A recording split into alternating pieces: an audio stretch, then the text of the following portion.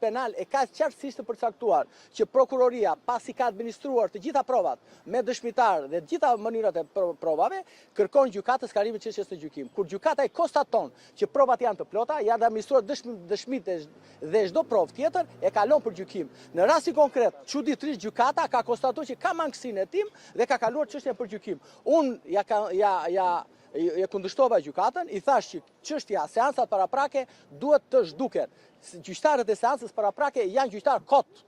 Është kot, kjo është një procedurë koti, ku shumë bukur mund ta kaloj çështjen direkt në themel dhe mbyllet aty gjithë kjo histori 7 mujore, se ne kemi 7 muaj që po merremi me gjykatën dhe kjo ka bërë një teatr dhe është tallur me avokatët dhe me kërkesat e avokatëve. Dhe kjo është ajo për cilën unë kam mbetur pak jo i dëshpëruar, po kam rezervat e mia për sa i përket gjykatës. Avokat, nëse mund të na thoni shkurtimisht, cilat janë mangësitë në hetimin? A ti themu se i kanë bënë me mua? Atëherë, mangësitë e hetimeve, unë po i përmend 3-4 dhe tjerat përmend Monika, ka qenë dëshmit që duhet merreshin në Shtetet e Bashkuara të Amerikës, që gjykata i konstatoi, dëshmit që duhet merreshin në Shqipëri, në parlamentin me parlamentarët shqiptar, të cilët gjykata i konstatoi që nga kryeministri zoti Rama dhe të gjithë ata që prononcuan, ideuan ligjin për minerat dhe shumë dëshmi të tjera. Dhe gjykata i konstatoi, po përsëri tha që duhet të merren këto në themel. Dhe prandaj them që ajo gjykat nuk u ngrit dot në lartësinë që kërkonte. Për sa i përket provave të tjera, padyshim që janë provat e tjera që zonja Kryemadhi ka bërë edhe aktet e vlerësimit financiar, të cilat dhe ajo ka një mangësi thelbësore, sepse aty ka probleme për sa i përket të ardhurave të zotit Meta, zonjës Kryemadhi e kështu me radhë, sepse ju do të kuptoni diçka. Zoti Kryemadhi dhe zoti Meta nuk ishin familjar. Jam zonja o shoku. Zonja Kryemadhi dhe zoti Meta kanë qenë 2 deputet, kanë patur role të ndryshme në të gjithë jetën politike të Shqipërisë. Dhe ti trajtosh sikur zonja Kryemadhi është familjare, është shtëpiake dhe nuk ka kryer asnjë funksion dhe asnjë punë në jetën e saj, vetëm kjo gjykatë mund ta bënte. Kështu që u mendoj se po. A patët pretendime për llojin e gjykimit të shkurtuar apo të zakonshëm? Shiko, kjo ishte problemi, se nëse ne do kishim kërkuar gjykim të shkurtuar, sipas gjykatës, provat nuk ishin të plota, po gjykimi i shkurtuar kërkohet, ju e dini, kur ne nuk kemi kontestime mbi provat, mbi aktet aty dhe kërkohet gjykimi i shkurtuar. Ndërkohë që gjykata pasi konstatoi që provat nuk ishin të plota, dosja nuk ishte plot, po sikur të kërkojmë gjykim të shkurtuar, ne i thashun gjyqtarës, gjyqtarja nuk i ktheu dot përgjigje kësaj. Gjykim të shkurtuar kërkuan 3 nga të bashkë të Pandeurit. Matroku dhe Pirotida. Po, këta kanë kërkuar dhe nuk u pranua. Tani, avokati është... Ja ju qërë. E të fakt më përpara. Avokat Cakrani është shumë indinjuar, sepse kishte pritshmëri shumë të mëdha. Unë nuk kam asnjë lloj pritshmërie, ke drejtësia e Diramës, dhe ke drejtësia e trafikut drogës, dhe ke drejtësitë e kryepolicave, kështu që përkundrazi, po të ktheheshte çështja për gjykim, ne nuk do takoheshim më bashkë, do shifeshim një herë në muaj. Tani që çështja do shkojë në gjykim në themel, ne do kënaqemi për ditë seanca gjyqësore, do shikojmë Big Brotherin e drejtësisë, pra ata ignorantët dhe ignorancën dhe atë mjerimin qytetar që pat në kuicin e antarëve të apo lojtarëve të Big Brotherit, do ta shikojmë mjerimin qytetar dhe ligjor të sistemit të drejtësisë që Shtetet e Bashkuara të Amerikës dhe Bashkimi Evropian kanë harxuar mbi 140 milion euro për të sjellë një inkvizicion politik. Tani, 2 gjëra që një gjë të mirë bëri gjyqtarja, që ja renditi një 10 fakte që nuk i ka bërë prokuroria, pra akuzohemi se kemi bërë korrupsion unë me Adrian Shatkun, por Adrian Shatku nuk është marrë asnjëherë në pyetje. Përmendet në dosje mbi 340 Adrian Shatku, nuk është çuar qoftë edhe një letër porosi thjesht për të pyetur a ekziston ky njeri apo s'ekziston ky njeri. Për sa i përket analizës financiare. Analiza financiare, të dashur gazetar, e ka bërë një eksperte financiare që quhet Liliana Mamadaj, që 2 javë mbasi dorëzoi analizën financiare të familjes time, u kandidua për bordin e Bankës Shqipërisë, u përdor aty dhe pastaj thanë hiq se s'duheshti më.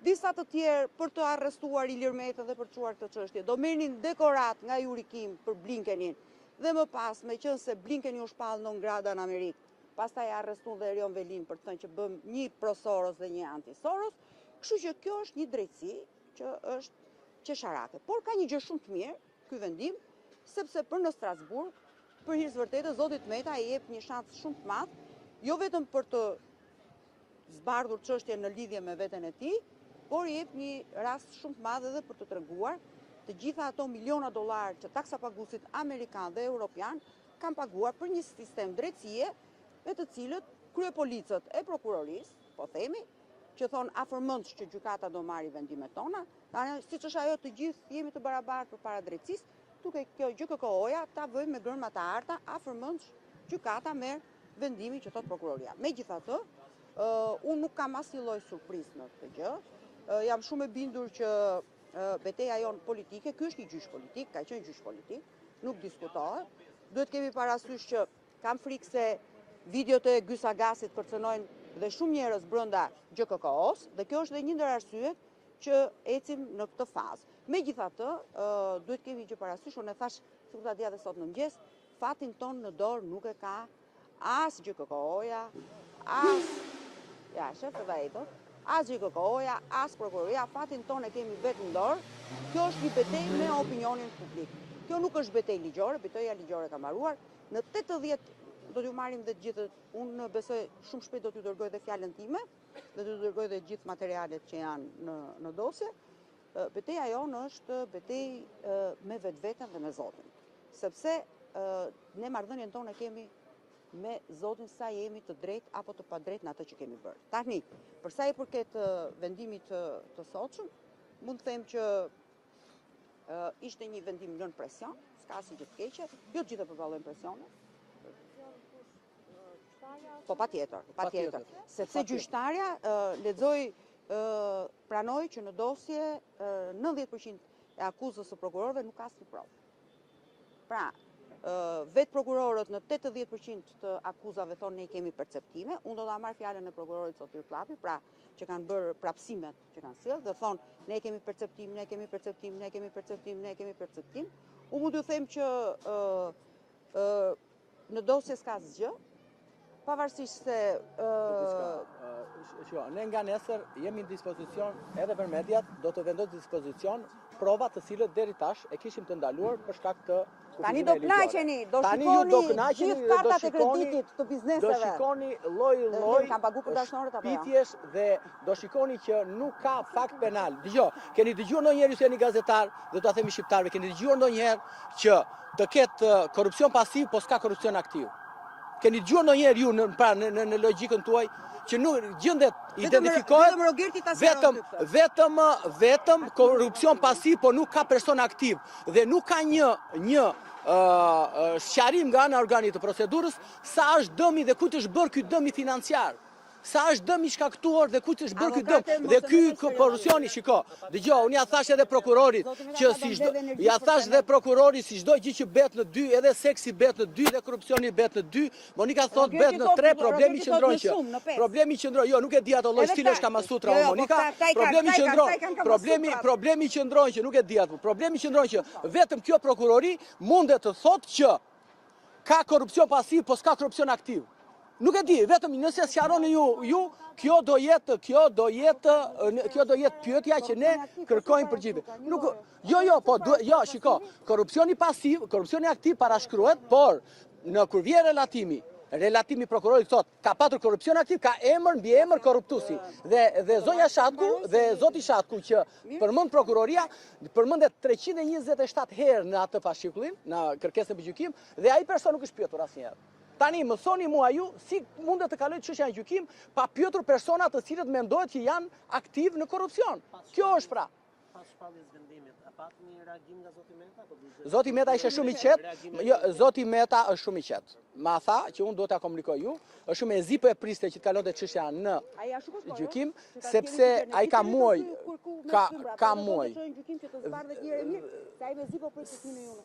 Sepse ai do të përballet në sallë, do dhe gazetarët, dhe do jetë një gjyq shumë i hapur, dhe Zoti Meta siç ka qenë transparent dhe unë kam qenë transparent në çdo dalje dhe në çdo seancë gjyqësore, do jeni transparent edhe në sallë të gjyqit. Gjithsesi, ne do bëjmë konferencë shtypi dhe do nxjerrim të gjitha provat për të cilat SPAK-u apo gjykata tashmë që kaloi çështjen në gjykim, pretendon se ka fakt penal, pra ka korrupsion. Nuk ka fakt penal. Kjo është. Përmendet po marr shkasën e fjala juaj, përmendet videot e Gysagasit. Çfarë lidhje kanë ato ndjenimin tuaj me gjykatën e posaçme? Patjetër, shumë pjesë të gjykatës posaçme dhe të shërbimit informativ apo dhe të institucioneve të tjera të pavarura në thonjza janë pjesë e videotekës së Ergyll Sagasit. Dhe ky është litari në fyt që ka sistemi ynë i drejtësisë. Kështu që mos u çudisni, çudia më e madhe në Shqipëri 3 ditë zgjat, por çudia e imja dhe Ilir Metës nuk ka për t'ju zgjat 3 ditë, do t'ju zgjasë gjithë jetën. Faleminderit. Ju faleminderit. Mirupafshim. Edhe ti në ku do shihni. Të shohësh prapë. Pam. Ne pa. Bukur ishte. Jo, unë do vindaja të kemi radhë. Po, kemi lovi në Udinja. Po pra, unë do vindaja. Po, në rëndë. Faleminderit.